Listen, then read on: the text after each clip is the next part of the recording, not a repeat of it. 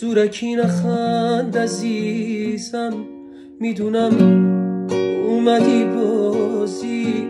نمیخوام این آخرین بازی زندگیم به بازی.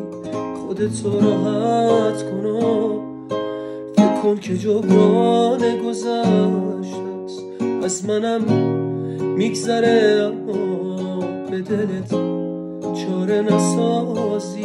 اومدی بشکن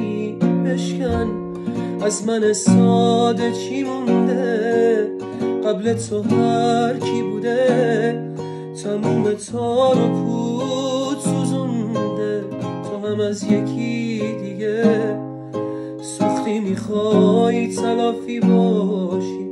حالا این تو و دل و باقی احساسی که مونده